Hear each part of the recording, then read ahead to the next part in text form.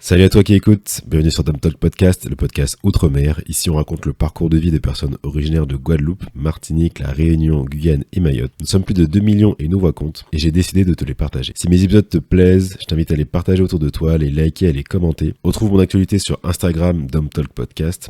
Je te laisse avec l'épisode du jour. Aujourd'hui on reçoit Doriane qui va nous raconter pourquoi elle souhaite aller vivre en Martinique. Bonjour Doriane, comment vas-tu ? Bonjour Nicolas, ça va et toi ? Ça va super, ça va super. En plus, on a un dimanche après-midi, il fait super beau à Paris, là, il fait 15 degrés. Donc, à chaque fois qu'on se voit, il fait beau. Ouais, grave, bah, écoute, c'est un signe. Mais non, ça fait plaisir, les températures remontent et il commence à faire bon. Alors bon, dans les territoires, s'il fait 30 degrés chez vous, rigolez pas, mais parce que nous, ça a été dur l'hiver, ok ? On se tapait des 2 degrés, des températures négatives, donc là, ça fait plaisir. Alors Doriane, avant de rentrer dans le cœur du sujet, j'ai quelques questions à te poser, un petit quiz pour mieux te connaître. Alors dis-moi, est-ce que t'es plutôt zouk ou dancehall ? En ce moment, dancehall. T'es plutôt plage ou rivière ? Rivière. Pourquoi ? J'aime trop l'eau froide. Ah oui, donc en hiver, Ouais, je prends des douches froides. Ah ouais ? Ça fait du bien. Chaud. Apparemment, ça a été prouvé que ça fait du bien au système immunitaire, que ça réveille. C'est vrai que des fois, je fais le test, hein, bon, pas tout le temps. Et tu sens... Bon, sur le moment, c'est dur, mais après, ça te donne un boost, en fait. Ouais, et même, ça augmente la force mentale, en fait. Parce que tu te dis, bah, je suis capable de prendre des douches froides. Enfin, c'est un truc de ouf, parce que la première fois, ça fait peur, et en plus, ça fait une sensation de ouf au corps. Enfin, des petits picotements partout, c'est assez agréable. Oui, non, c'est vrai. C'est vrai c'est une bonne méthode. Bah, dans les pays nordiques, ils le font, hein, ils font des bains, enfin, ils vont se baigner dans les lacs qui sont givrés et tout. Ouais, donc, c'est vrai. Ça a des bénéfiques. Ok. Et la dernière, est-ce que t'es plutôt pain au beurre, chocolat ou sorbet coco ? Pain au beurre chocolat. Ok, d'accord. Des teams moelleux, brioche et tout. Ouais. Ça, c'est ce que je fais pour mon anniversaire. C'est mon gâteau d'anniversaire. Ah ouais, tu te refuses rien. Oui. Pourquoi on n'a pas le droit de faire ça ? Non, c'est très bien. Mais non, en vrai, non, mais c'est original, mais c'est cool. Mais du coup, tu mets les bougies sur le... Bon, après, je suis pas très attachée aux bougies, tu vois, Ok, mais je peux les mettre dessus, mais Ouais. moi, je veux juste manger du pain au beurre, Ouais, tu vois. t'as raison. Non, en vrai, c'est la vie, le pain au beurre. Il ne devrait pas y avoir de date pour en manger, tu vois. Si t'as envie d'en manger, t'en fais, c'est tout. Ok. Bah, Dorian, est-ce que tu pourrais te présenter un petit peu à nos auditeurs, nous dire ton âge, ce que tu fais dans la vie ? Bah, du coup, j'ai 24 ans et je suis chargée de développement dans l'industrie pharmaceutique depuis un peu plus de 2 ans. Et ça te plaît ? Oui, c'est intéressant. Même si j'aimerais bien... je suis ouverte à une reconversion professionnelle. Et il y a des secteurs qui t'intéresseraient ? Bah après, la chimie, il y a plein de domaines dans la chimie, donc il y a le secteur de l'environnement qui m'intéresse, il y a la cosmétique, voilà, il y a plein de choses. T'as envie de changement au niveau professionnel en ce moment ? Oui, faire une petite pause au moins. Découvrir d'autres choses et puis voir si ça me plaît plus que ce que je fais actuellement. D'accord, ok, très bien, ouais, t'as raison. De toute façon, je pense que c'est bien d'explorer plusieurs pistes, comme ça, s'il y a des choses qui te plaisent pas, ben, tu le sais très vite, et tu te diras pas, tu sais, tu fais pas 20 ans dans une carrière et te dire, et si j'avais fait ça, maintenant tu testes et tu sauras... Et puis on peut accumuler les activités aussi. Ah, tu vas faire polyvalente, quoi. Exactement, mais Ok. déjà même à mon poste, je suis polyvalente, donc pourquoi je pourrais pas le faire avec d'autres choses ? Où es-tu né et grandi ? Je suis née à Strasbourg et j'ai grandi à Strasbourg. T'es originaire de Martinique, c'est bien ça ? C'est ça. Ok, super. C'était comment ton enfance en Alsace en étant originaire de Martinique ? J'ai eu une enfance épanouie. Après, c'est vrai que j'étais dans la campagne alsacienne et du coup, là-bas, il n'y avait pas beaucoup de mixité sociale. Du coup, parfois, ça a pu poser problème. Quel genre de problème ?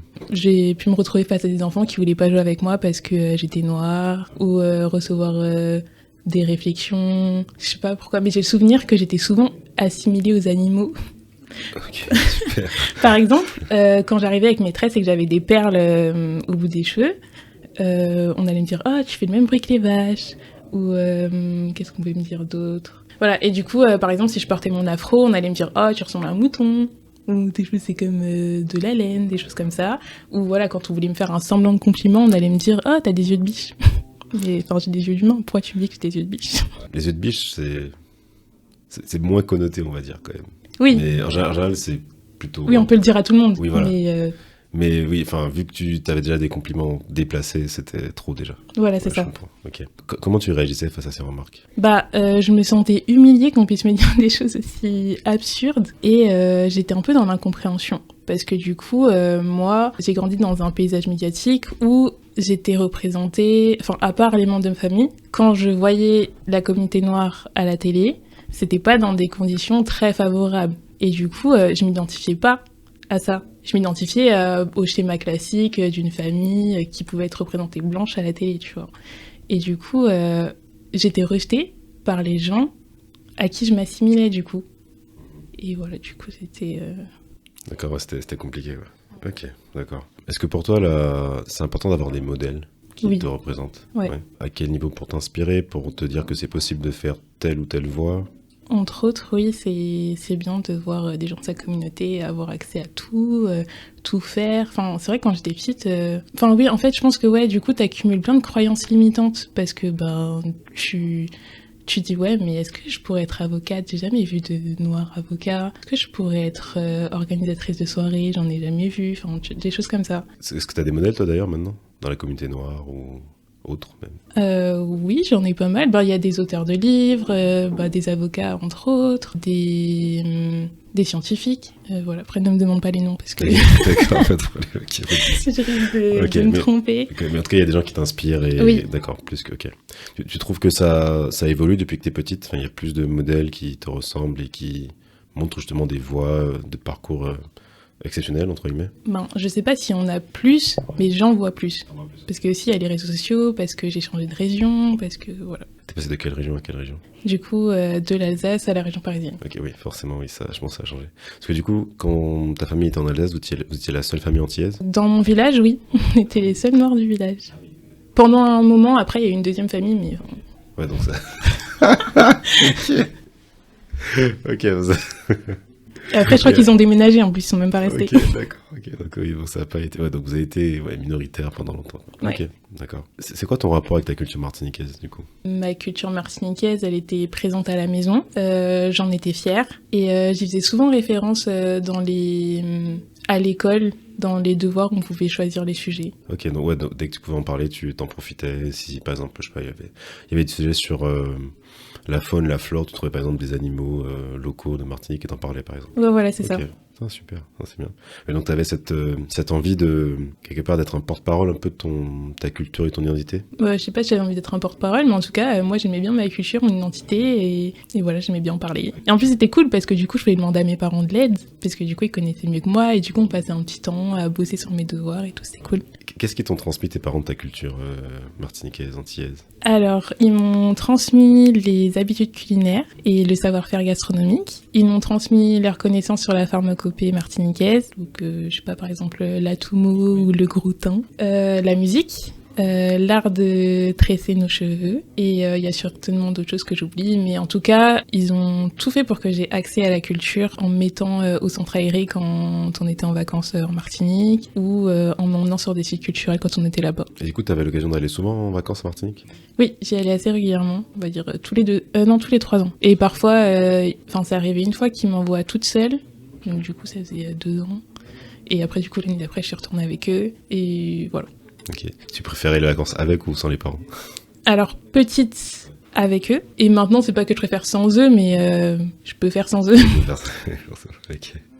D'accord. Comment tu les as vécues, du coup, ces vacances quand t'es à la Martinique? Alors déjà, c'était des moments où je retrouvais la famille, donc c'était cool. Je voyais principalement les bons côtés, parce que quand t'es jeune, tu réalises pas forcément les réalités du territoire.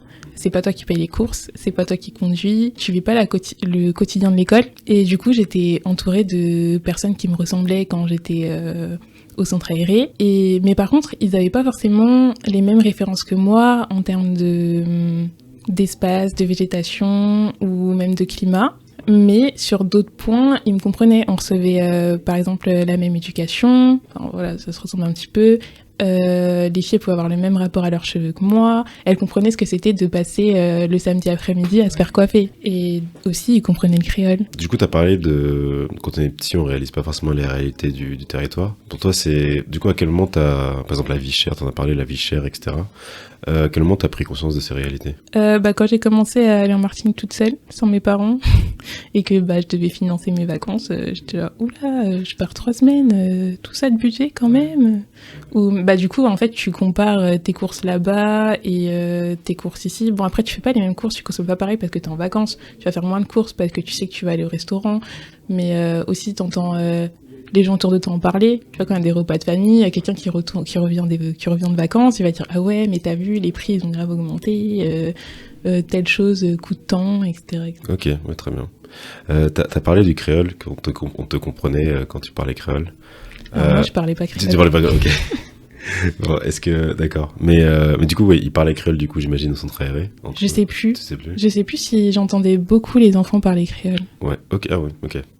Oui, peut-être qu'il y avait encore cette image de... Enfin, c'est vrai que quand t'es petit, enfin, les enfants, c'est mal vu de parler créole, en tout cas. C'est en train de changer, mais à notre époque, je pense que, oui, il y avait encore cette mauvaise image. Du coup, toi, tu comprends le créole? Oui. Ok.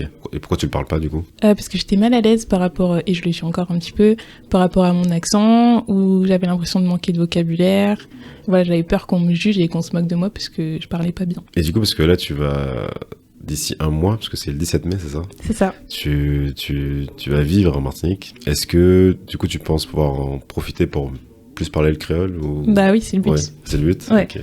Enfin, c'est une des motivations. Enfin, c'est pas vraiment une motivation, en tout cas, c'est un objectif cette année de pouvoir employer le créole dans ma vie quotidienne sans problème. Ok, non, très bien, ouais, c'est super. De toute façon, je pense que c'est un peu comme toutes les langues, c'est quand plus tu la pratiques et plus tu vas la maîtriser et plus tu auras aussi confiance en la pratiquant. Exactement. Et voilà, de toute façon, il n'y a pas de...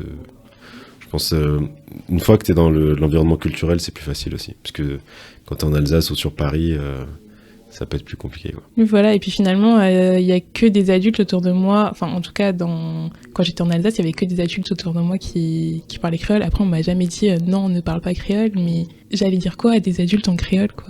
Ouais, je comprends. Ok. Enfin, à partir de quel âge t'as quitté la région alsacienne? J'avais 17 ans, Ok. juste après mon bac. Ok, donc t'es venu faire tes études sur Paris. C'est ça. Ok. Bah, qu'est-ce que Paris t'a apporté en termes culturels? Est-ce que ça a permis de te rapprocher de la communauté antillaise? Est-ce que t'as senti la différence entre la région alsacienne et la région parisienne en termes de vécu de ton identité antillaise? Alors oui, j'ai vu une différence. Déjà, il y avait beaucoup plus de mixité sociale. Quand je suis arrivée sur Paris, je me suis rendu compte que j'exprimais peu ma culture martiniquaise. Par exemple, la musique que j'écoutais en soirée, enfin, j'allais dire je subissais. Je subissais pas la musique des autres, mais j'imposais pas mes goûts musicaux, par exemple. Ou c'était bien aussi de pouvoir aller au restaurant et de manger des plats antillais ou même africains. Enfin, retrouver des saveurs que je connaissais plutôt que d'aller, je sais pas, j'ai même pas d'exemple. Aller dans un bistrot parisien classique, quoi. Voilà, c'est Ouais, ça. ok. J'ai réalisé aussi que ma culture hexagonale dominait ma culture martiniquaise. Avant, je n'avais pas vraiment conscience, mais au final, quand j'ai rencontré des personnes qui faisaient aussi partie de la communauté, je me suis rendu compte qu'ils vivaient pas leur culture de la même manière que moi. Et même, enfin, on me l'a fait remarquer aussi. Déjà, les personnes racisées ils me disaient toi, t'es bizarre un peu, tu te comportes comme une blanche. Ok. Mais est-ce que maintenant tu dirais que le rapport a changé? Est-ce que ta culture antillaise a repris le dessus sur la culture hexagonale ou elles sont à 50-50? Ça varie en fonction des jours. Comment tu qualifierais maintenant le rapport entre les deux? Je saurais pas les quantifier, voilà. Les deux sont présentes. Mais je pense que la culture hexagonale est quand même plus présente parce que je suis en hexagone, forcément. Enfin, t'es obligé de t'adapter à l'endroit où tu vis. Enfin, tu me dis si je me trompe, mais peut-être que maintenant, comme t'as remarqué l'importance de la culture hexagonale, t'as envie d'aller plus profond, enfin, en tout cas de creuser la culture en martiniquaise, antillaise pour t'approprier les codes et c'est ça. Mieux maîtriser en tout cas les codes. Exactement. Ouais, okay. Et au-delà de les maîtriser, juste les vivre. Voir la Martinique tout le long de l'année, vivre tous les événements, voilà, je sais pas, manger du crabe à Pâques, faire le carnaval, fêter Noël. Être en tchèpeya, comme on dit, quoi. Exactement. Ok. C'était quoi ton déclic de te dire, bon, vas-y, je vais vivre en Martinique? Vivre en Martinique, ça a toujours été une option, parce que depuis que je suis petite, mes parents parlent d'un potentiel retour. Du coup, je m'étais déjà familiarisée avec l'idée et je me visualisais depuis assez longtemps vivre en Martinique. Finalement, ça s'est pas fait. Donc, moi, j'ai vécu ma petite vie comme ça. Et en fait, j'ai toujours été attirée par la zone anti-Guyane.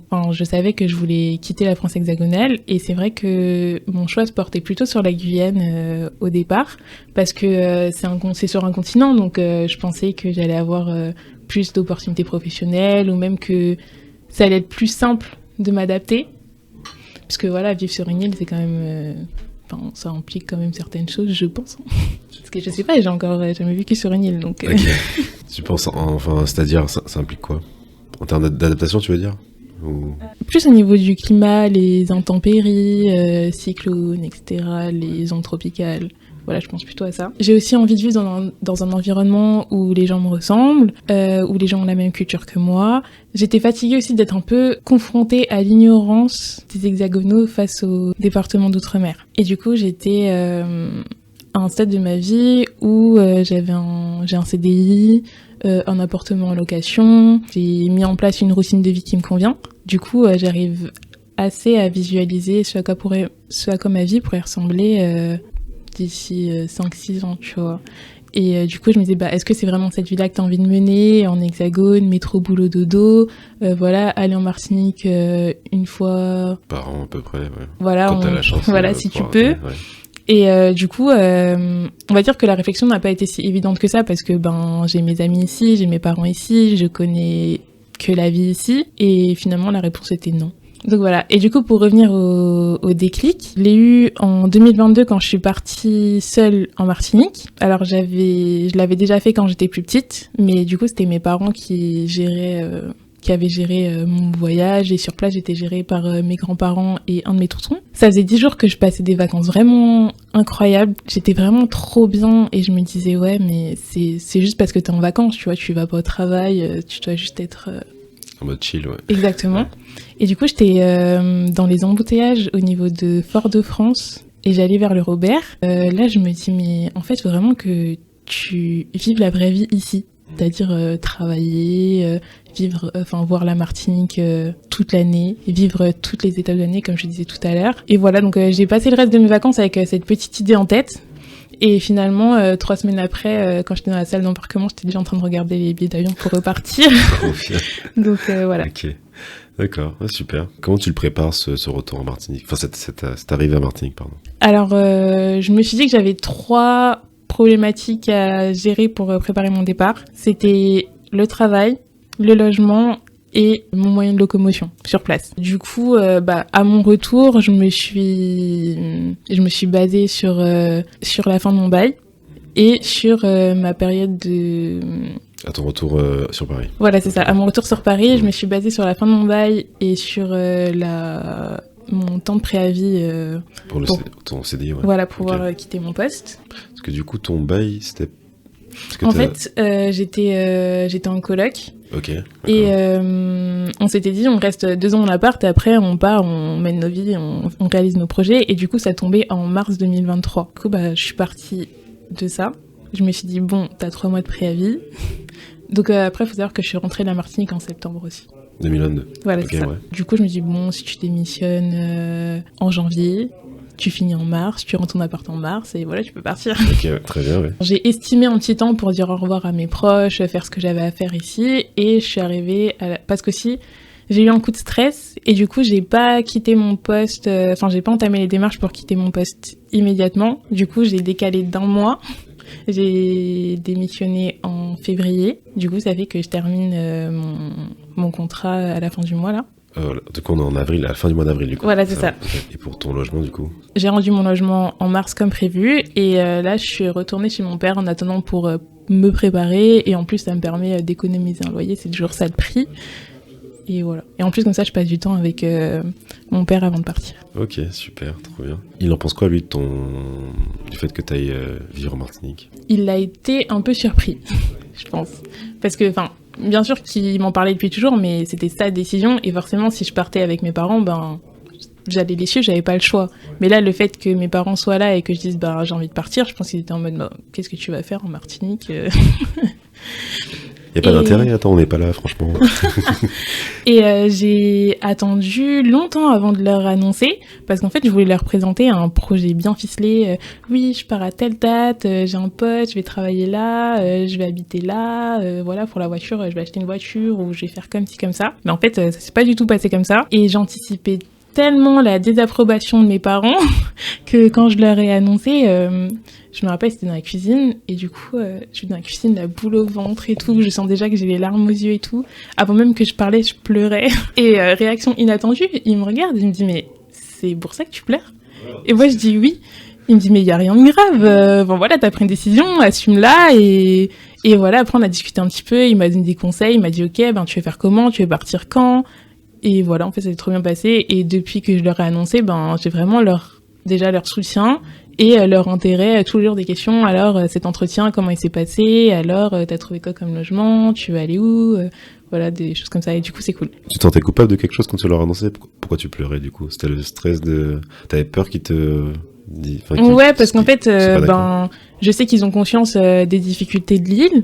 J'en ai aussi conscience et j'avais peur qu'ils me disent oui, mais bon, tu pars et tu vas pas trouver de travail, la vie est chère là-bas, je sais pas, t'as pas les mêmes infrastructures qu'en Hexagone, etc., etc. Et j'avais peur que ce soit leur argument pour me dissuader. Et en fait, non, pas du tout.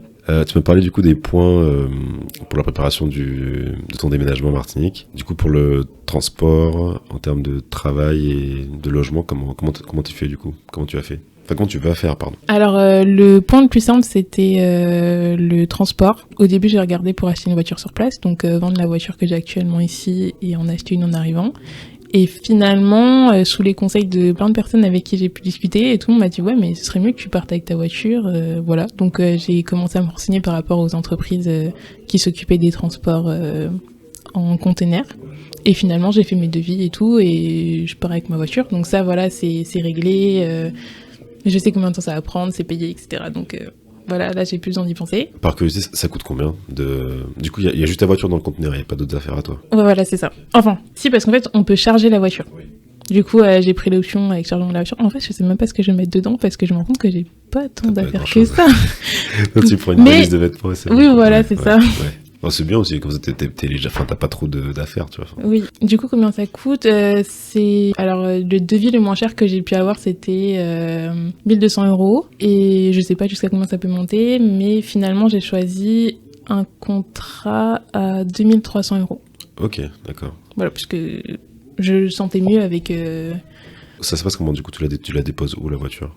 Alors là, c'est une agence qui est en région parisienne, donc ce sera à Gennevilliers. Je la dépose à Gennevilliers. Eux, ils s'occupent de l'emmener jusqu'au Havre. Ils la stockent, je crois, pendant une semaine. Et ensuite, elle fait le voyage pendant 2 semaines. Et sur place, tu récupères ta voiture sur un parking. Mais après, il y a d'autres, des agences. Du coup, tu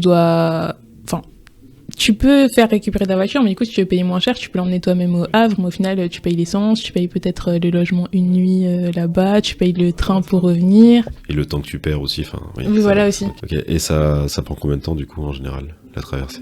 Le minimum, je crois que c'est 10 jours, et le maximum, c'est 8 semaines. Mais après, je pense pas que ce soit la traversée, c'est juste le stockage, voir quand est-ce que le bateau part, etc. Et peut-être, je sais pas, qui fait des escales. Du coup, quand t'arrives le 17 mai, tu peux récupérer ta voiture tout de suite ou non, la voiture va arriver après moi, parce que si elle arrive avant, il y a aussi des frais de parking. Ok, d'accord. Donc, voilà. Ah oui, effectivement. Ouais, j'avoue, ouais. Ouais, si elle arrive depuis le 10 mai et que tu payes une semaine... Ouais, voilà, c'est ça. Ok, d'accord, ok, très bien. Et du coup, les autres points au niveau logement et professionnel, comment ça se passe de ton côté? Au niveau du logement, du coup, comme je suis pas dans la situation où je reviens vivre en Martinique, mais j'y vais tout simplement et que mes parents sont là, je peux pas juste rentrer chez mes parents. Et j'avais pas envie d'impliquer d'autres membres de ma famille un petit peu plus éloignés que mes parents dans tout ça. Donc sur les conseils de mon père, j'ai quand même demandé à mes grands-parents si ce serait possible qu'ils m'hébergent un temps. Mais après réflexion, alors j'ai eu une réponse positive, mais après réflexion, je me suis dit que ce serait quand même bien que je me prenne un logement à moi, même si c'est pour une courte durée. Ça me laisse le temps de me poser, j'ai mon espace à moi, ça me laisse le temps... je reviendrai dessus après, mais de trouver un travail, de voir où est-ce que je vais travailler, comme ça je peux m'adapter aussi. Même en termes de distance par rapport Voilà, c'est ça. Oui, bien sûr. Okay. Et du coup, je sais qu'aller chez mes grands-parents, c'est une option, on va dire que c'est mon plan de secours. Et du coup, au niveau du logement, ce que j'ai fait, c'est que je me suis pris un logement provisoire et en fonction de ce qui va se passer, j'aviserai. Ok, super. Du coup, c'est un Airbnb que t'as pris ou c'est ça. Ok, d'accord, ok, très bien. Pendant combien de temps, du coup? J'ai pris pendant 1 mois et du coup, ce sera sur Fort-de-France, comme ça. Ok, c'est central. Ouais, voilà, c'est ça. Et souvent, de toute façon, les zones d'activité, c'est Fort-de-France, Lamentin, Ducos, donc ouais, Voilà, c'est ça. ok, super. C'est pour Bon, ça que... Si t'es au 3L, tu prends la pétrolette le matin, et au moins t'as pas de... Aussi, T'as il n'y a pas les frais, bouchons. t'as pas les bouchons, ouais. Et puis tu commences sur l'eau, c'est sympa. Grave, c'est un mood. Ok, trop bien. Et du coup, au niveau professionnel, Alors du coup, au niveau professionnel, quand j'ai commencé à préparer mon départ, je me suis dit, bon, tu pars pas tant que t'as pas de travail. C'est quand même la base, il te faut une source de revenus, voilà. Et du coup, j'ai commencé à me renseigner sur les postes qu'il faut y avoir, donc en passant par les plateformes d'embauche classiques. Indeed, Pôle emploi, etc. Exactement, donc j'ai postulé. J'ai pas eu beaucoup de réponses, mais pour les réponses que j'ai eues, on me disait, ouais, bon, on a besoin de quelqu'un rapidement, donc voilà, si vous n'avez pas encore démissionné et que vous avez une période de préavis de 3 mois, on va trouver quelqu'un d'autre, quoi. Donc voilà. Après avoir fait ça, j'ai commencé à faire des candidatures spontanées, donc je me suis fait une petite liste d'entreprises où je pouvais, où mes compétences pourraient être utiles. Voilà, j'ai envoyé des candidatures spontanées. Par contre, alors j'ai eu des retours, mais c'était directement des retours négatifs parce que voilà, les entreprises, elles n'étaient pas en période de recrutement. Je voyais que le fait que je sois encore en poste, ça me freinait en fait dans ma recherche. Donc je me suis dit, bon, il va être temps de peut-être démissionner. Comme ça, au moins, tu sais que tu peux dire à un potentiel employeur à quelle date tu es disponible. Donc voilà, j'ai pris mes dispositions vis-à-vis de mon employeur actuel en Hexagone. Et en fait, ça n'a pas été mieux. Ok. L'argument de je suis dispo d'ici 2 mois, ça... Non, pas du tout. D'accord. Après, là, je suis encore à 1 mois, du coup, c'est-à-dire que toutes les démarches que j'ai faites avant, j'étais encore à 3 mois ou à 2 mois, donc ça reste quand même des périodes assez longues. Je me suis posée, je me suis dit, bon, est-ce que t'as vraiment envie d'aller en Martinique en tant que salarié, et est-ce que t'as envie de rester dans ce domaine-là? Donc, je me suis posée et je me suis dit, bon, qu'est-ce que tu peux faire d'autre en attendant de décider? Et je me suis souvenu qu'en fait, après ma licence, je m'étais renseignée par rapport au service civique. Et en fait, c'est le moyen de s'investir associativement, enfin de s'investir dans un organisme associatif, tout en ayant une petite rémunération. Donc je me suis dit, bon, regarde s'il y a des missions là-bas, parce que du coup, je savais pas du tout si... Enfin, je savais qu'il y en avait en France hexagonale, mais je savais pas s'il y en avait en Martinique ou même ailleurs dans le monde. Et en fait, ouais, il y en a partout. Et en fait, il y avait plein d'offres de service civique et en plus, plein de missions qui me stimulaient. Je me disais, ah, mais ce serait trop intéressant de travailler là-dessus et tout. Et l'avantage du service civique, c'est que t'as pas besoin, enfin, normalement, pas besoin de qualification particulière. Donc, c'est quelque chose que tu peux faire entre 16 et 25 ans. Et comme j'ai pas encore 25 ans, je me suis dit, oh, bah, trop bien. Et en plus, tu peux le faire qu'une seule fois. Donc, je me suis dit, bah, heureusement que tu l'as pas fait avant. Ah oui, t'as donc cette carte-là que tu peux utiliser. Voilà, c'est ça. Et du coup, je me suis dit aussi que si je partais sur un service civique en sachant que c'est un contrat à durée déterminée, et ça me laissait en sursis sur place pour trouver un autre poste plus, du coup, à durée indéterminée. Tu parlais de reconversion professionnelle au début de l'épisode. Est-ce que tu penses que la Martinique sera le lieu de ta reconversion? Sûrement. Est-ce que le retour au pays a un aspect politique pour toi? Oui, parce que du coup, il y a la question du génocide par substitution qui se pose. De ce que je comprends, c'est encourager le départ des locaux vers l'Hexagone et attirer les hexagonaux sur l'île avec des postes alléchants. Et du coup, je me dis que mes grands-parents maternels, du coup, qui ont connu le Pumidum, j'ai pas envie de dire qu'ils ont été victimes de ça, parce que voilà, ils ont une belle vie et tout, et c'est trop cool. Mais je me dis que s'il n'y avait pas eu cet organisme, du coup, ils auraient sûrement fondé leur vie, leur famille en Martinique, et du coup, peut-être que ma mère serait pas née, mais peut-être qu'elle serait née en Martinique, peut-être que mon père serait jamais parti non plus, peut-être qu'il serait rencontré là-bas, peut-être que je serais née là-bas, peut-être que j'aurais grandi là-bas. Bah oui, j'ai envie de rentrer parce que je me dis que sans les démarches politiques de la France avec ces systèmes-là, et peut-être que j'aurais connu la vie là-bas. Je sais pas si c'est compréhensible ce que je dis, Si. Non, en fait, non, je pense que tu dis que quelque part, t'es le fruit d'une politique qui a voulu vider les territoires d'une partie de leur population et qui a fait que, en fait, une grande partie des descendants du Bimidum, du coup des personnes qui ont quitté les territoires dans les années 60 à 80 pour venir travailler en France, forcément, ils sont venus travailler, ils se sont installés, ils ont rencontré leur partenaire de vie, ils ont fait leur famille, et derrière, t'as une grande partie d'originaires des Outre-mer qui n'ont pas connu leur territoire d'origine ou peu. Enfin, t'as eu l'occasion d'aller en vacances, mais certains pas du tout et n'ont pas développé d'attache plus que ça avec le territoire. Du coup, ce qui fait qu'on se retrouve avec des personnes qui comment dire. Déjà, il y a eu un certain traumatisme parce que ceux qui ont qui sont partis avec le binôme n'ont pas pu rentrer. Donc ils ont. Après, certains ont étaient très contents de leur vie, mais d'autres ont voulu rentrer, mais la force des choses a fait qu'ils ils ont dit bon, on va rester au final. Et ça fait des situations effectivement, du coup il y en a qui n'ont pas connu leur territoire, donc ça peut être problématique à certains points. Et je comprends ton envie de vouloir connaître tes origines, tu vois. Ok, merci d'avoir expliqué ce que je voulais dire. Ouais, c'est parfait. C'est mon métier. Tu fais bien. J'envoie des fleurs. Merci. Ok, et oui, non, mais de toute façon, c'est compréhensible. Enfin, c'est tout à ton honneur de vouloir rentrer, de connaître davantage ton île et ton territoire. Et aussi, je sais pas si je vais pouvoir faire quelque chose ou vraiment m'investir sur ces causes-là, mais j'aimerais bien me pencher sur la question de la monoculture de la banane et sur l'impact du chlordécone sur les sols. Ah, t'es sur un gros dossier, toi.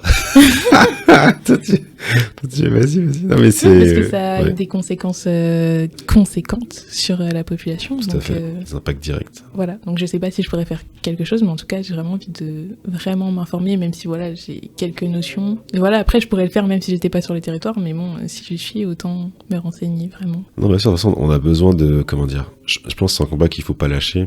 Il faut continuer à en parler, à donner l'information, parce que il y a plein de gens ici qui ne le savent pas aussi. Il faut que nous, aussi sur le territoire, on trouve des solutions en termes de, déjà, savoir quelles terres sont exploitables, tracer tous les aliments qu'on cultive et qu'on consomme, parce que on sait pas ce qui est contaminé.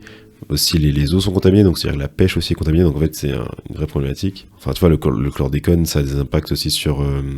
ça crée des pubertés plus jeunes, ça crée des bébés mal formés. Des cancers. Des cancers, voilà, les cancers de la prostate, on est les premiers mondiaux en termes de cancer de la prostate. Cancer du sang aussi, cancer du sang, ouais. Et on se retrouve avec des jeunes filles qui ont de l'endométriose, c'est une vraie problématique, tu vois, donc c'est un sujet qui a eu des graves conséquences sanitaires et qui est... en gros, c'est le Conseil d'État, je crois, qui a dit qu'en gros... finalement, non, un jugement a été rendu pour dire que finalement, ils n'ont pas reconnu l'aspect. Le problème du chlordécone n'est pas un problème au final. C'est-à-dire que il y aura pas de poursuite, voilà. En fait, ils ont abandonné les poursuites et il y aura pas de jugement, il y aura pas de procès sur le sujet du chlordécone. Alors qu'on sait qu'en gros, les acteurs, ça a été les planteurs de bananes, les politiques de l'époque, l'État français. Mais voilà, en gros, on a empoisonné une population et il y aura pas de conséquences. Donc voilà. Est-ce que tu as des craintes par rapport à cette nouvelle vie qui t'attend ? Oui. Ma première crainte, je dirais, c'est de me retrouver éloignée de ma famille et de mes amis. Ensuite, donc ça, c'est plus ma crainte par rapport à l'Hexagone. Et mes craintes sur place, ça va être la vie chère, les insectes. Oui, pourquoi ? T'as peur des insectes ? Ouais, je suis pas fan. La dernière fois, j'étais avec une araignée dans ma cuisine, j'ai pleuré et je me suis dit, mais comment tu vas faire en partie ? Après, j'ai fini par la sortir, hein, mais j'ai eu du mal. Et encore, elle était pas très grosse, tu vois, et je sais qu'il y a des spécimens plus gros en Martinique. Tu peux avoir des papillons qui font la taille d'une main, tu vois. Enfin, après, ça dépend où tu vis, tu vois, mais en général, oui, on a des insectes. Après, je pense que tu vas... Mais t'as une peur et tout, vraiment Non, j'ai pas une peur. Enfin, c'est pas une phobie, mais je suis pas très à l'aise. Ok, je comprends. Faut pas que ça me touche. Oui, bon, ça va alors. Voilà. Autre crainte, c'est l'accès aux soins médicaux. Bon, après, je dis pas qu'il y a pas d'hôpitaux, il y a pas de médecins. Enfin, bien sûr que oui, il y en a. Mais par exemple, je peux voir dans ma famille qu'il y a beaucoup de personnes qui font le voyage Martinique-Hexagone pour avoir accès à certains soins. Donc voilà, j'ai peur de me retrouver dans cette situation-là un jour. Ouais, non mais ça c'est une vraie... Enfin, il y a une vraie problématique de déserts médicaux en Martinique. On manque de spécialistes. J'ai une amie qui pour ses yeux, du coup, elle voulait changer ses lunettes. On va dire qu'elle a appelé en janvier, on lui a dit ouais, rappelez en mai pour prendre rendez-vous. C'est pas pour... Ouais, ça fait 5 mois quand même pour des lunettes. C'est ça. Non, même plus, parce qu'en fait, oui, déjà, ouais. Oui, juste pour prendre rendez-vous, du coup. Donc le temps d'avoir les lunettes, 1 an, quoi. Donc tu peux attendre, voilà. Alors que là, à Paris, tu vois, tu vas dans une boutique, 10 jours après, t'as ton rendez-vous en 2 jours, et tu commandes après, en 2 semaines, c'est fini, quoi. Mais oui, non, mais c'est une vraie problématique, donc soit aussi un appel aux médecins ultramarins, rentrez chez vous, on a besoin de vous. Après, vous faites ce que vous voulez, mais voilà, on a besoin de spécialistes. Et il y a aussi pas mal de kinés aussi qui exercent dans les territoires, parce que comme la population vieillissante, il y a un besoin aussi à ce niveau-là. Et c'est tout en termes de crainte, ou t'en as d'autres ? Non, je pense que ça va, c'est suffisant. Donc si j'avais plus de crainte que ça, ce serait compliqué de rentrer. J'aurais pas envie de rentrer. Certes, il y a des choses qui peuvent me faire peur. J'ai pas envie de les mettre dans la catégorie crainte, parce que les craintes, ça peut être un frein. Tu sais, il y en a, genre, ça leur prend 10-15 ans pour rentrer. Et toi, en quelques mots, tu t'es dit, vas-y, j'y vais. En gros, ma question, ce serait, qu'est-ce qui t'a donné le courage de te lancer? Enfin, en gros, c'est, ouais. Bah, en fait, je savais que je voulais partir. Et du coup, même si ça fait que 8 mois que je prépare réellement mon départ pour la Martinique, en fait, ça fait presque 3 ans que je prépare un départ vers l'outre-mer, puisque je pensais aller en Guyane à l'origine. Donc, ce qui m'a donné le courage, mais en fait, au final, j'ai juste changé ma destination, quoi. Ouais, ok, très bien. Et aussi, mon père a fait le trajet inverse, donc lui, à peu près au même âge que moi, il a quitté la Martinique pour venir en Hexagone. Et ma maman, à peu près au même âge que moi aussi, elle a passé 3 ou 4 ans en Martinique. Donc au final, je me dis que mes 2 parents sont passés par là, donc c'est un peu mes modèles. Enfin, ce sont mes modèles dans tous les cas. Et du coup, je m'inspire un peu d'eux et je me dis, bon, soit je pars et je vais faire ma vie là-bas, et au pire, je fais quelques années, et si ça me plaît pas, j'irai ailleurs dans le monde. Je pense que c'est pas mal d'avoir cet état d'esprit, parce que du coup, t'étais pas en mode, il faut absolument que ça réussisse, enfin, t'y vas, tu vois comment ça se passe. Enfin, je te souhaite que ça réussisse, tu vois, forcément, voilà. Mais, en tout cas, je pense que tu passes pas trop de temps à te dire, à réfléchir, tu sais, à tout cadrer et tout, genre. Oui, c'est ça. En fait, dans tous les cas, j'ai envie de plus m'imprégner de la culture martiniquaise. Donc même si je pars que au final pour 3 mois, ce sera toujours du plus et j'aurai appris énormément. Donc voilà, je me mets pas trop la pression, même si oui, c'est là-bas que je me visualise évoluer et vivre. Mais si c'est pas ce qui se fait, il se passera autre chose et je pense que ce sera tout aussi bien. Ok, super état d'esprit. Du coup, tu m'as dit que t'allais tous les 2-3 ans en Martinique, en vacances, de tes 0 à 17-18 ans, enfin, ouais, à peu près. C'était comment tu les vivais, ces vacances? Alors, c'était des longues périodes. On partait avec mes parents, du coup, pendant les 2 mois d'été. En général, je faisais 1 mois au centre aéré. Du coup, c'était trop bien parce que là, je me sentais vraiment... En tout cas, je découvrais plein de choses sur la culture, puisque je pouvais choisir mes activités, et il y avait des activités sportives. Du coup, je faisais des activités nautiques, du coup, qui n'étaient pas forcément accessibles à Strasbourg. Oui, c'est un peu plus compliqué. Et voilà. Ouais. Au niveau de la danse, je pouvais faire des danses traditionnelles. Je me rappelle d'un été où j'ai pu faire du gros-cas. Après, je sais que ça, c'est le terme guadeloupéen. Non, le gros-cas, c'est guadeloupéen. En Martinique, t'as le bélé. Voilà, c'est ça. J'avais un doute. Et du coup, j'ai pu découvrir ça et c'était cool. Et en général, le 2e mois, c'était... les journées étaient alternées entre les activités du type rivière-plage ou, je sais pas, par exemple, assister au... Le tour des Yoles. Oui, aux étapes du tour des Yoles et visite à la famille. Et du coup, à la fin du séjour, j'avais l'impression d'avoir fait le tour de la Martinique. Mais par contre, à la fin, j'attendais vraiment le retour à la maison. Parce qu'au bout d'un moment, quand tu passes 2 mois loin de chez toi, t'as envie de retrouver ton lit, tes affaires, ta boue, les moustiques, ils t'ont trop attaqué, là. T'as chaud et tout. Ok. Du coup, voilà, à la fin, j'avais vraiment hâte de rentrer. Et après, plus tard, quand mes parents ont arrêté de financer mes vacances, du coup, donc, à 17 ans, quand j'ai eu mon bac, je me suis demandé si j'allais retourner en Martinique un jour. Parce que déjà, j'ai envie de voyager ailleurs. Et je voyais pas trop comment... je me visualisais pas en Martinique sans mes parents. Du coup, je me disais, faudrait que je me cale sur les mêmes dates que pour partir. Enfin, voilà, je voyais pas trop comment ça allait s'organiser. Et finalement, au bout de 2 ans, j'ai ressenti un manque par rapport à la Martinique. Et je me suis dit, faudrait que j'y retourne quand même et tout. Donc, comme le temps était passé et que j'avais eu l'occasion de partir en vacances seule, je me suis dit, organise-toi des vacances en Martinique. Du coup, là, je suis partie avec ma meilleure amie, du coup, qui est une Parisienne de Paris. Et du coup, là, j'ai eu l'impression que j'étais jamais allée en Martinique avant. Parce que déjà, puisqu'elle n'avait jamais découvert la Martinique, elle connaissait pas la Martinique, elle avait vraiment un regard de touriste. Du coup, on avait vraiment fait des activités de touristes. Je sais pas, on a fait de la plongée, alors que j'avais jamais fait ça avant. Et aussi, on s'était donné, alors je sais pas si pas vraiment un défi, mais on s'était imposé de se déplacer que en regardant la carte routière. Et du coup, c'était trop bien parce qu'on a découvert, en tout cas moi, j'ai découvert des endroits que j'avais jamais vus en visitant l'île avec des personnes qui la connaissaient. Et donc après, on est rentrés. Et 2 ans plus tard, j'ai encore ressenti le manque vis-à-vis de la Martinique. Donc je me suis dit, là, ok, t'es un peu obligé d'y aller tous les 2 ans parce que sinon tu pètes un plomb, tu vois. Et là, du coup, je me suis dit, vas-y en solo cette fois, on va voir ce que ça donne. Et ça a été encore une façon différente de me rapprocher de ma culture martiniquaise parce que du coup, j'avais pas mes parents pour faire le lien avec ma famille. C'était à moi de me débrouiller et en fait, ça a révélé des des super liens familiaux. Et du coup, c'était vraiment génial. C'est cool de voir ton évolution et la façon dont tu as vécu ces différentes phases et expériences. Parce que je pense que quand tu es avec tes parents et dans le centre aéré, tu es dans un cadre, entre guillemets, tu gères rien. Enfin, tu te laisses porter, tu vois. Et là, le fait de... Ce qui est bien aussi, puisque c'est cool, t'es là, tu profites. C'est doux. C'est ça, c'est doux. Et là, quand t'étais avec ta meilleure amie, bah, t'as pu avoir un regard différent sur l'île.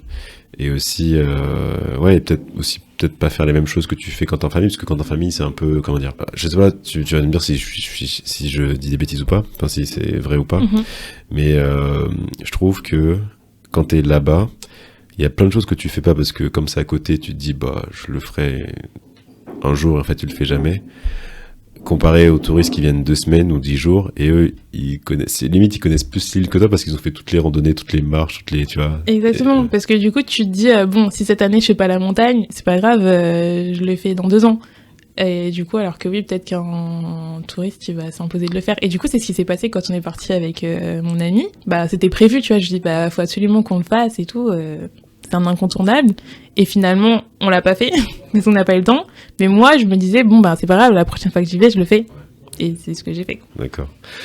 Est-ce que quand tu vas rentrer là, t'auras une espèce de to-do list d'activités, pour pas retomber dans le truc de, bah, vu que je suis là, j'aurai le temps de le faire. Est-ce que tu vas, justement, t'auras, entre guillemets, cet œil de touriste, en tout cas, de découvrir à fond, tu vois? Oui. Ouais, ok. Oui, mais après, je sais pas si c'est un œil de touriste, mais j'ai vraiment envie de découvrir à fond. Donc, en fait, je vais m'imposer. En plus, entre-temps, j'ai découvert une véritable passion pour la marche et la randonnée. Donc, ouais, je pense que forcément, je vais me forcer à faire des... Enfin, même pas me forcer, mais je vais faire des activités, quoi. Ouais, très bien. Donc, quand je dis touriste, c'est pas toi qui es touriste, dans le sens où, tu sais, quand tu vas... Tu sais, quand t'as je pense qu'il y a un côté très cérébral, je sais pas quoi. En gros, quand t'as une période limitée dans un espace, tu vas profiter à fond, alors que... Quand tu sais que t'as pas de voilà, date voilà. En gros, c'est comme la procrastination quelque part. Si par exemple, si t'es en janvier et tu dois en avoir en mai, bah, tu vas commencer, on connaît les étudiants, tu commences 10 jours avant ou 3 jours avant, alors que si on te dit, bah, c'est pour lundi prochain, tu vas te faire violence pour le... C'est plus dans ce sens-là que je dis, tu vois. Alors, je pense que je ferai quand même les choses parce que le paysage en Martinique, il change vite. Par exemple, tu vas y aller une année, tu vas kiffer une plage, elle est de telle ou telle manière, tu reviens l'année d'après, c'était ta plage préférée, mais en fait, c'est plus ta plage préférée parce qu'elle a complètement changé. Et du coup, je pense que ouais, je vais me forcer à faire les choses pour les voir à un instant T, et si je le refais, je sais pas, 6 mois plus tard, et ça aura changé. Donc, je sais pas comment te dire ça, mais comme ça bouge, ça sert à rien d'attendre, parce qu'au final, que je le fasse maintenant ou dans 6 mois, ce sera pas la même chose, ce sera pas le même résultat. Donc je pense que je vais plus être dans un mood, fais les choses maintenant, parce que si ça se trouve, par exemple, la baignoire de Joséphine, avec mes parents, on l'avait jamais faite, enfin ils l'avaient faite, mais sans moi. Super, merci. Sympa.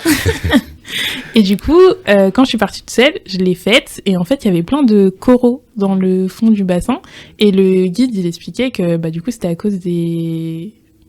Je sais plus de quel... C'était un cyclone.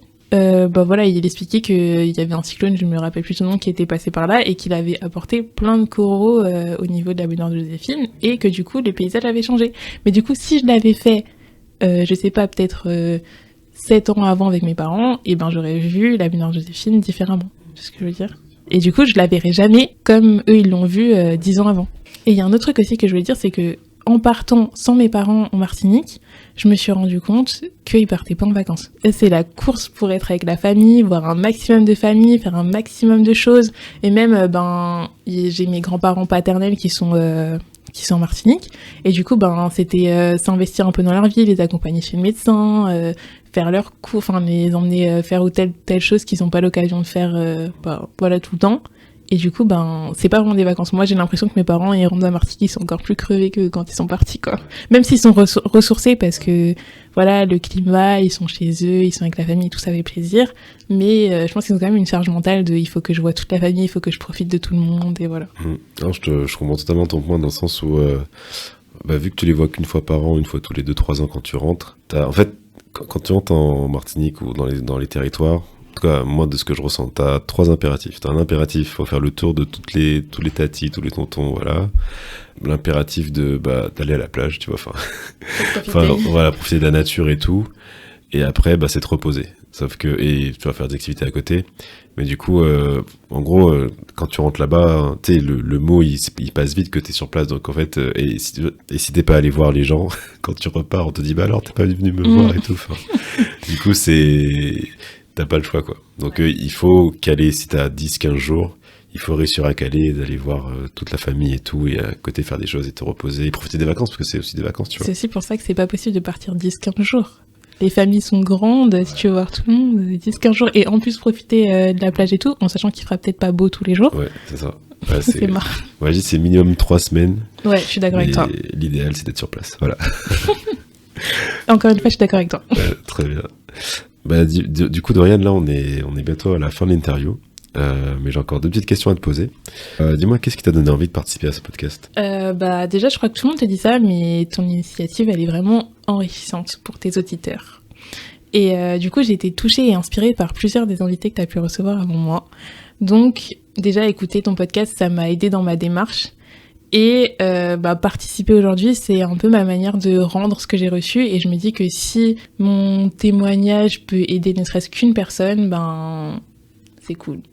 Et aussi, préparer le podcast et préparer un peu ce que j'allais dire, ça m'a permis de me recentrer sur mes motivations principales. Parce que, en fait, une fois que t'es dans le processus, et parfois t'es confronté à des situations un peu compliquées, les devis pour la voiture, ou même juste la recherche d'emploi, parfois c'est un petit peu démotivant et tu te dis mais pourquoi je m'inflige ça ? En fait, j'étais très bien là dans mon quotidien et tout, et en fait, ça te permet de te recentrer sur tes objectifs et tes motivations, et aussi d'apprécier toutes les étapes du processus, parce que au final, même si parfois je vis des choses un peu compliquées, au final je suis déjà en train d'apprendre. Tu vois, en région parisienne, t'avais ton CDI, t'étais dans une zone de confort qui est bien. Enfin, tu vois, je pense que beaucoup de personnes voudraient une stabilité professionnelle et tout. En fait, en gros, c'est un peu le débat entre la sécurité et ce que tu veux vraiment pour ta vie. Enfin, et ton bien-être, en tout cas. Je dis pas que t'étais mal en région parisienne, mais oui. Je pense que c'était pas l'endroit où t'étais le plus...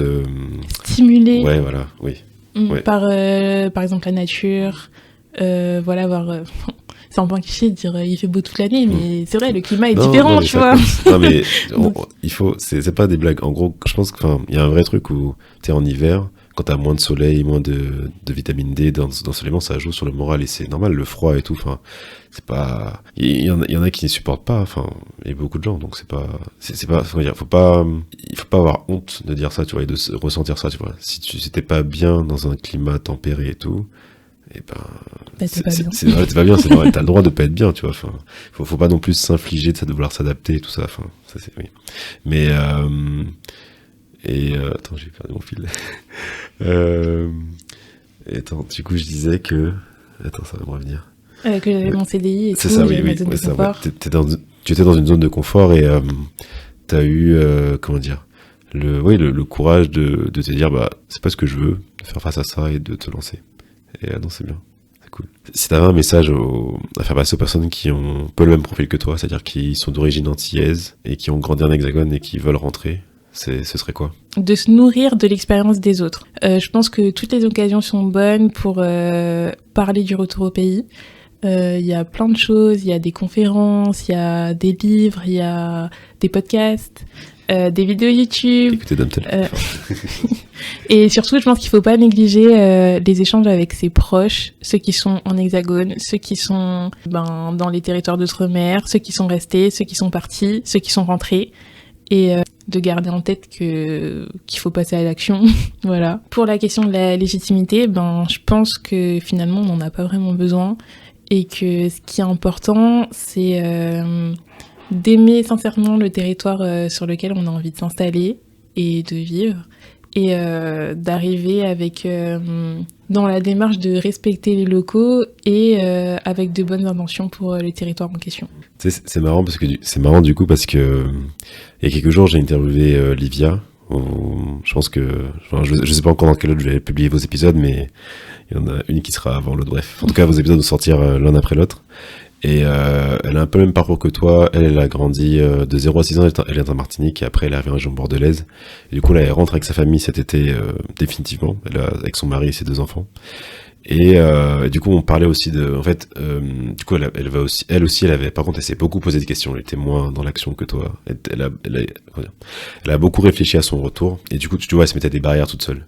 Et en fait, on disait que, parce qu'elle avait peur, en fait, d'être rejetée parce qu'elle était pas, entre guillemets, une vraie antillaise, tu vois, une vraie martiniquaise. Et en fait, moi, je lui ai dit, ce qui compte, c'est si t'aimes ou pas l'île, en fait, si t'aimes ou pas le territoire. Et on s'en fiche que, enfin, si tu tombes sur des gens qui vont te dire ou pas Mounicidor, donc on veut pas de toi, c'est des imbéciles, tu vois. Mais en fait, ouais, je pense que t'as pas besoin de légitimité parce que si j'avais voulu aller vivre au Canada, est-ce que je me serais posé la question? Non, je serais allée au Canada. Si j'avais voulu déménager à Bordeaux, est-ce que je me serais posé la question de est-ce que je suis légitime de déménager à Bordeaux parce que je suis pas née à Bordeaux? Non.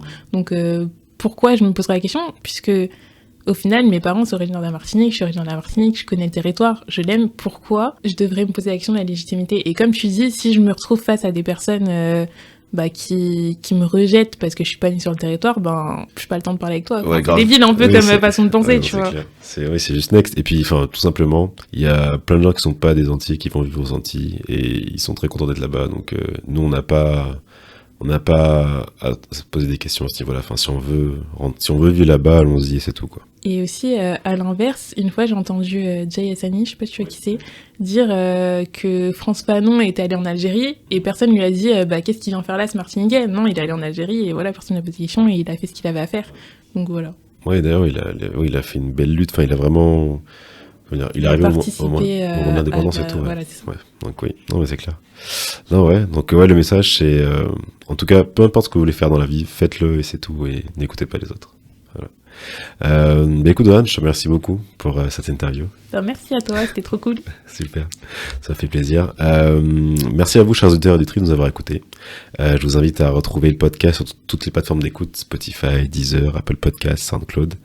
Retrouvez-nous sur Instagram, Talk Podcast. N'hésitez pas à le partager, à le commenter, à le noter aussi. Mettez 5 étoiles. Et je vous dis à bientôt pour un prochain épisode. Un lot de soleil et plus face.